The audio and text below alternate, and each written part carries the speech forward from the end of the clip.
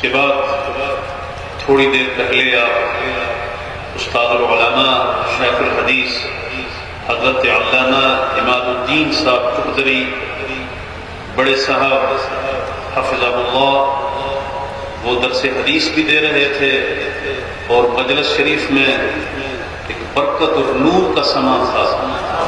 الحمدللہ رب العالمین کہ اللہ نے آپ کے ساتھ مجھ خاکسار کو بھی اس تاریخی نورانی اور عرفانی مجلس میں حاضر ہونے کا موقع دیا اور ان کی اس بابرکت مجلس میں بیٹھ کے نور اور نکھت اور برکت کے ان ثمرات کو ہمیں حاصل کرنے کی اللہ نے توفیق عطا فرمائی۔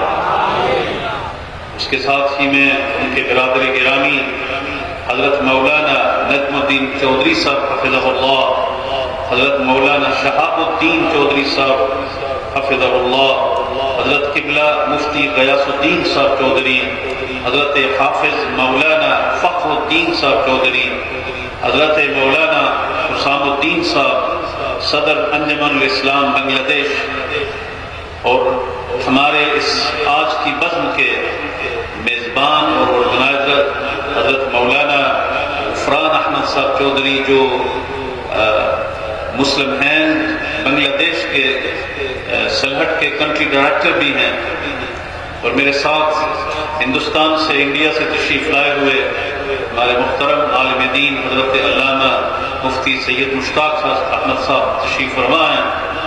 میرے پیارے سامعین، مجھے پتا ہے کہ تھوڑی سی شاید آپ کو مجھے سمجھنے میں دقت ہوگی اور شاید انڈرسٹینڈنگ میں کچھ مشکلات ہوں، لیکن تھینک یو، شکریہ۔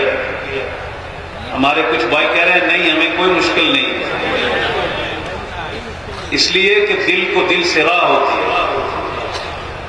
ہمارا تعلق زبانوں تک اور علاقوں تک محدود نہیں ہے۔ اسلام آفاقی دین ہے، اور کوئی مسلمان کہیں بھی چلا جائے وہ اپنے مسلمان بھائیوں کو دیکھ کے اس کے دل کے غنچے کھل جاتے ہیں۔ ویسے بھی آپ فل تلی میں ہیں اور اللہ ہمیں پھولوں کی سیب میں ہی رکھے، اور اس محبت مرے ماحول کو اللہ کریم سلامت رکھے۔ میرے لیے مشکل تھا کہ میں عنوان کیا رکھوں، ٹائٹل کیا رکھوں آج کی گفتگو کا۔ پہلی بات تو یہ ہے کہ مجھے پتہ بھی نہیں تھا کہ مجھے کوئی لمبی چوڑی تقریر کرنی پڑے گی، یہ کوئی بات نہیں۔ میں صرف حصول خیر اور برکت کے لیے اس مجلس میں حاضر ہوا تھا، اور عموماً یہ تھا کہ چند مختصر باتیں ہوں گی، لیکن جب مجھے حکم فرمایا گیا نہیں تم نے حضرت درس حدیث اور ذکر کریں گے، اس کے بعد تم نے بات گفتگو کرنی ہے، اس کے لیے پھر مجھے کچھ تھوڑا سا سوچنا پڑ گیا۔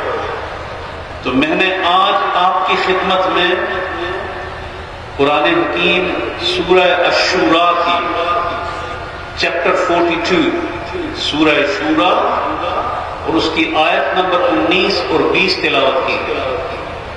تلاش میں آیت نمبر 20 کی کر رہا تھا، لیکن اس کے ساتھ 19 بھی جب میں نے تلاوت کی تو مجھے کچھ اور ہی لطف محسوس ہوا، اس لیے کہ اس کا بگننگ یہ ہے اللہ لطیف بعبادہ،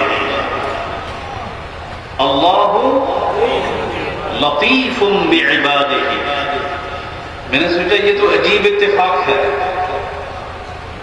کہ حضرت علامہ شیخ عبد اللطیف رحمۃ اللہ تعالی علیہ فلتلی صاحب، ان کا نام بھی تو لطیف ہے، تو آؤ ہم اپنے اس رب لطیف کی بات کرتے ہیں جس نے اپنے بندے لطیف کو اپنے لطف، مہربانی اور فضل سے اپنی رحمتوں کا، اپنی جلوہ گاہ کا، اپنی نوازشات کا مرکز بنا کے لاکھوں لوگوں کے لیے رہنمائی کا سامان کر سکتا۔ اور پھر اس آیت کے ساتھ دوسری آیت جو ہے اس کا تعلق ایصال ثواب سے بھی ہے۔ تیسری 2 حدیثیں پڑھی ہیں، 2 آیتیں ہیں اور 2 حدیثیں ہیں۔ کوشش کروں گا کہ انہی کے اندر رہتے ہوئے چند گزارشات آپ کی خدمت میں پیش کر دوں۔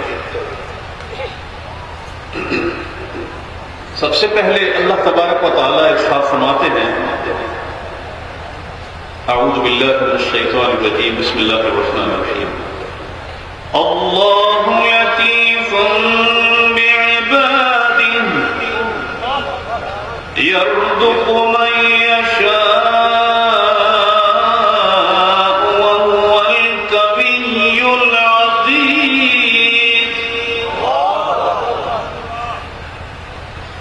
اللہ اپنے بندوں پر بہت مہربان اور فضل فرمانے والا ہے، جس کو چاہتا ہے جتنا رزق عطا فرماتا ہے، اور وہ طاقتور بھی ہے، غلبے والا بھی ہے۔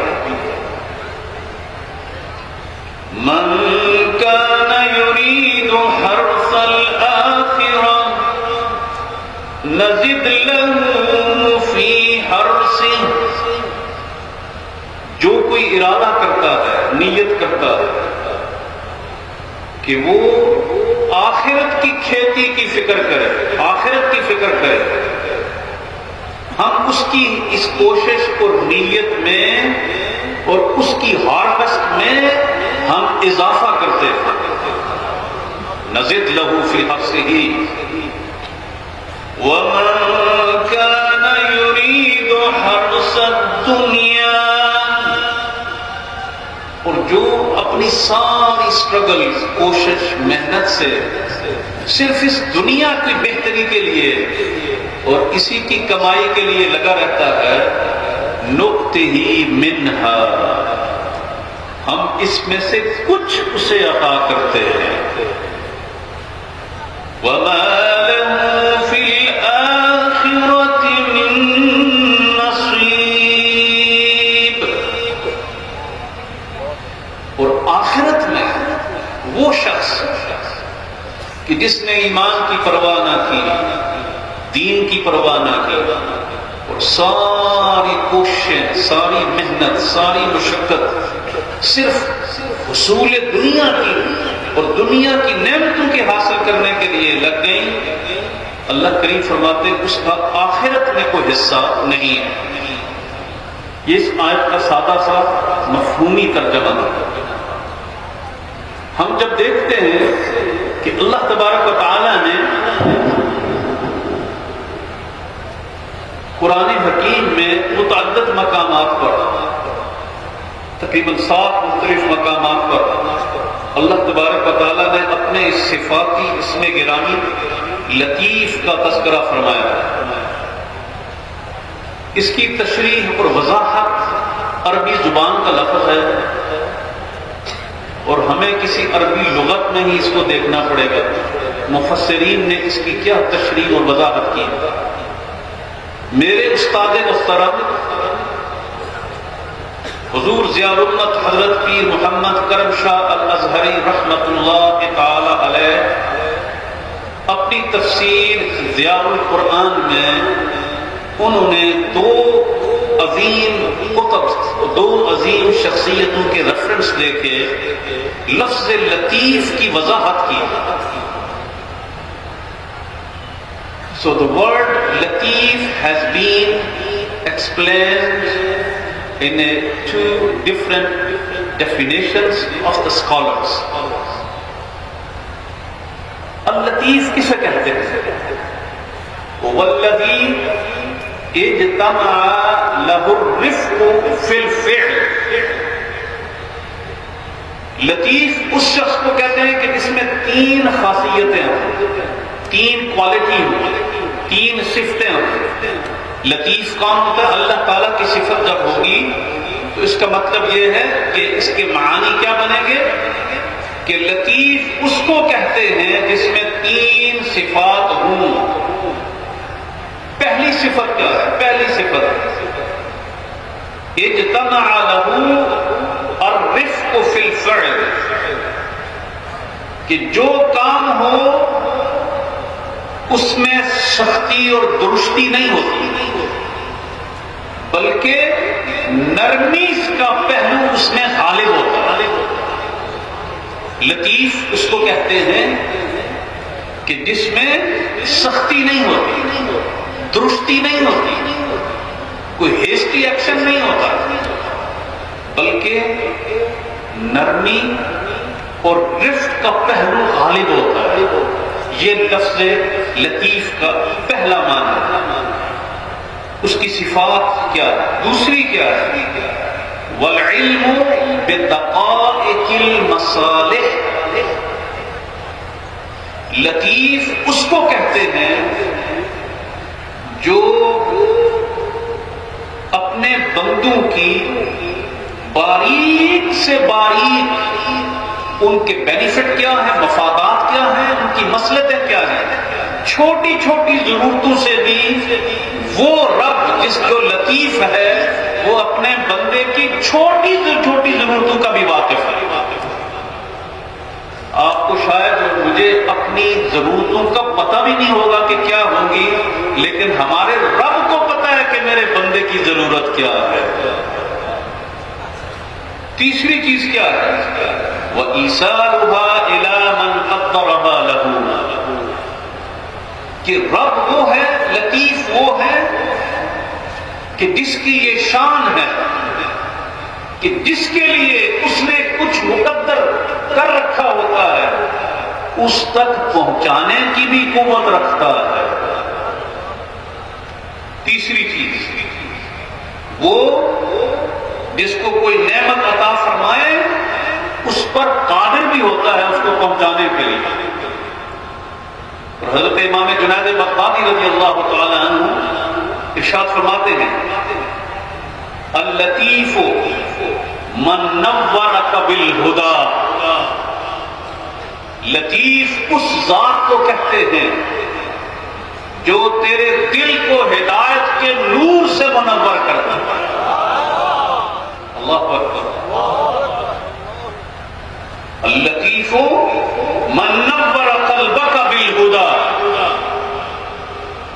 دوسری اس کی کیا خاصیت ہوتی ہے لطیف کی؟ شیخ جنید بغدادی رحمۃ اللہ تعالی وَرَبَّى جِسْمَكَ بِالْغَدَاءِ، جو غذا کے ساتھ تیرے جسم کی نشو و نما کرتا ہے وہ لطیف ہے۔ رب کون ہے؟ یہ دانہ جو ہے آپ زمین میں بیج ڈالتے ہیں، سیڈ زمین میں ڈالتے ہیں اور اس سیڈ سے ایک چھوٹی سی کونپل نکلتی ہے، درخت بنتا ہے، پتا بڑا ہوتا ہے، اس کی جو وقت گزرتا جاتا ہے تنا مضبوط ہو جاتا ہے، درخت بڑا ہو جاتا ہے، اس پر اللہ پھل لگاتا ہے۔ کہاں تھا وہ بیج معمولی سا، لیکن اس سے اللہ نے ایک دانے سے کئی 100 دانے، 1000 دانے پیدا فرمائے۔ یہ اس کی شان ربوبیت ہے۔ اور لطیف وہ ہوتا ہے جو بندے کی ان ضرورتوں کو پورا کرنے والا ہے۔ اور پھر فرمایا وَيُخْرِجُكَ مِنَ الدُّنْيَا بِالْإِيمَانِ، لطیف وہ ہوتا ہے جو اتنا تم پر فضل اور مہربانی فرماتا ہے، کرم فرماتا ہے کہ جب تم دنیا چھوڑ کے جاتے ہو تو تمہیں ایمان کی سلامتی کے ساتھ دنیا سے بھیجتا ہے۔ اللہم یا لطیف ثبتنا علی الایمان۔ کیا ہوا کہ جو یہ اتنا بڑا ایمان ہے، حفظ الایمان، خاتمہ بالایمان کا ہونا، اس کے لیے ہمیشہ دعا مانگنی چاہیے کہ اللہ تبارک و تعالی ہمارا خاتمہ ایمان پر فرمائے۔ اور جب آپ رب کو یوں کہتے ہیں کہ تو لطیف ہے تو یوں کہتے ہیں اللہ میں اس قابل نہیں ہوں، لیکن تو فضل فرما، تو کرم فرما، اور اپنے کرم سے جب دنیا چھوڑ کے جاؤں تو میں حالت ایمان میں دوں۔ اور پھر وَيَحْرَسُكَ مِن نَارِ اللَّظَى، اور لطیف وہ ہوتا ہے جو اپنے بندوں کو حفاظت ایمان سے بھی بھیجتا ہے دنیا سے، اور پھر جہنم کی آگ سے بھی اللہ بچا دیتا ہے۔ هذا لطف اللطیف بالعبد الضعیف۔ شیخ جنید بغدادی فرماتے ہیں جب یہ چاروں چیزیں، پہلے 3 چیزیں علامہ تفسیر ابن اسیر کے حوالے سے اور لغت کے حوالوں سے، اور یہاں ایک عظیم صوفی کے اقوال میں سے 4 چیزیں آپ کو بیان کی کہ لطیف اس ذات کو کہتے ہیں جو تیرے دل کو ہدایت کے نور سے منور کر دے، تو تیرے جسم کی غذائی ضروریات کو پورا کرے، اور دنیا سے جب تو جائے تو ایمان کی حالت میں جائے، اور اللہ تبارک و تعالیٰ جہنم کی آگ سے تجھے محفوظ فرما دے۔ اب ہم جب دیکھتے ہیں کہ جب ان آیات مبارکہ کے ان خوبصورت معانی کو، تو اللہ لطیف بعبادہ یرزق من یشاء وہو القوی العزیز۔ ہمارے مشائخ کے وظائف میں ایک وظیفہ ہے یا لطیف یا قوی یا عزیز۔ کیسے؟ یا لطیف یا قوی یا عزیز، سب کہتے ہیں یا لطیف یا قوی یا عزیز۔ یہ ہمارے بزرگوں کے معمولات میں سے ہے۔ اگر مشکلات میں آپ پڑھیں گے اور لطف کے لطیف کے یہ معنی غور میں رکھ کے پڑھیں گے تو اللہ تعالیٰ مشکلیں آسان فرماتا ہے۔ پھر ارشاد فرمایا کہ اب یہاں ہمارے ارادوں اور نیت کی بات شروع ہوتی ہے کہ من کان یرید حرث الآخرۃ نزد له فی حرثہ۔ فرمایا بندوں میں سے جو کوئی بھی آخرت کی کمائی کے بارے میں فکر مند رہتا ہے، ارادہ کرتا ہے، محنت کرتا ہے، اسٹرگل کرتا ہے، اس کی کمائی میں ہم اضافہ کرتے ہیں، اور جو دنیا کی کمائی کرتا ہے اس میں سے نؤتہ منھا، اس میں سے کچھ اسے عطا کرتے ہیں۔ امام راضی رحمۃ اللہ علیہ نے تو بڑی تفصیل کے ساتھ ان آیات کی مطابقت کر کے تفصیل بیان کی ہے۔ مختصر آپ کی خدمت میں صرف یہ عرض کرتا ہوں کہ جب آپ کی نیت اور ارادہ بدلتا ہے تو انعامات بدل جاتے ہیں۔ جب آپ کی نیت درست ہوتی ہے، ارادہ صحیح ہوتا ہے، تو اللہ تبارک و تعالیٰ اس میں برکتیں ڈالتا ہے۔ جب نیت اور ارادے میں فتور آ جائے، خرابی آ جائے، تو پھر انجام اچھا نہیں ہوتا۔ کچھ ایسے ہیں جو دنیا میں رہتے ہیں، کھاتے پیتے چلتے پھرتے تمام معاملات اسی دنیا میں کرتے ہیں، لیکن ان کی نیتیں اپنے رب کو خوش کرنے کے لیے ہوتی ہیں، آخرت کے لیے ہوتی ہیں۔ اللہ تبارک و تعالیٰ ان کی تھوڑی محنت میں بھی برکت زیادہ فرماتا ہے۔ کچھ ایسے ہوتے ہیں جو اس دنیا کی حصول میں لگے رہتے ہیں، مال، اسباب، جائیداد، عیاشی، دیگر سہولتیں، دنیا کی رنگینیاں، جدھر جائیں ہر وقت فکر ہی ان کو فاقہ لگا رہتا ہے کہ یہ ہوگا، وہ ہوگا، ایسے ہوگا، کیسے ہوگا۔ فقر ان کے خوف اس چیز کا کہ میں کل میرا کیا بنے گا، اگلا بل کیسے دوں گا۔ It's fine, you plan for your future, but you have to have the belief کہ تمہیں روزی دینے والی ذات اللہ کی ہے، خزانے اس کے ہاتھ میں ہے۔ یرزق من یشاء، اللہ جس کو چاہتا ہے عطا فرماتا ہے۔ میرے آقا صلی اللہ علیہ وسلم نے فرمایا کہ جس کی نیت آخرت کی ہوگی، اللہ اس کی تھوڑی محنت میں زیادہ برکت ڈالے گا۔ ہم نے ایسے علماء صوفیاء دیکھے ہیں جو جنگلوں میں جا کے ڈیرے لگائے انہوں نے، لیکن اللہ نے ان کو برکت اتنی عطا فرمائی ان کی نیتوں میں، بالکل نیت صالح اور خالص ہوتی بدی وجہ ان کو اللہ تبارک و تعالیٰ نے یہ دی کہ وہ دنیا سے چلے بھی گئے، لیکن آج لاکھوں کے حساب سے، کروڑوں کے حساب سے لوگ ان کو یاد بھی کر رہے ہیں۔ اور جو اس دنیا کی ان عارضی معاملات میں الجھے اور نیت درست نہ کی، ان کے لیے اللہ تبارک و تعالیٰ نے ان آسانیوں کو ختم کر دیا، اس لیے کہ ان کا ارادہ صحیح نہ تھا۔ اب آئیے ذرا حضور نبی کریم رؤوف رحیم صلی اللہ علیہ وآلہ وسلم کی ایک حدیث پاک سے اس کی وضاحت کرتے ہیں۔ حضرت زید بن ثابت رضی اللہ تعالی عنہ ارشاد فرماتے ہیں، یہ حدیث حسن آپ فرماتے ہیں کہ من کانت نیتہ الآخرہ، اب اس حدیث پاک میں آپ اچھی نیت رکھنے کے بینیفٹ سمجھیں گے. جو انٹینشن آپ کی نیت جو ہے وہ اچھی ہوگی تو اس کے فائدے کیا ہوں گے، اور اگر آپ کی نیت میں کسی کی نیت میں خرابی ہے، محدود ہے، لمیٹڈ ہے، تو پھر اس کے نقصانات کیا؟ فرمایا میرے آقا صلی اللہ علیہ وسلم نے، من کانت نیتہ الآخرہ جمع اللہ شملہ، جو بندہ زندگی اپنے رب کی مرضی کی خاطر اور آخرت کی خوشنودی کے لیے، اپنی آخرت کی فکر کے لیے اپنے اعمال کو درست سمت میں رکھ کے چلتا ہے، اللہ تبارک و تعالی جمع اللہ شملہ، اللہ تعالیٰ اس کی پریشانیوں کو دور کر دیتا ہے. دوسرا بینیفٹ کیا ملتا ہے؟ وَجَعَلَ غِنَاهُ فِي قَلْبِهِ، اللہ تبارک و تعالیٰ اس کے دل کو غنی کر دیتا ہے. یہ غنی جو ہے نا، یہ صرف بندہ مال و دولت سے نہیں ہوتا کہ آپ کے پاس مکان کتنا ہے اور بینک بیلنس کتنا ہے. میرے آقا فرماتے ہیں غنی وہ ہے جو دل کا غنی. richness is in your heart, not in the wealth.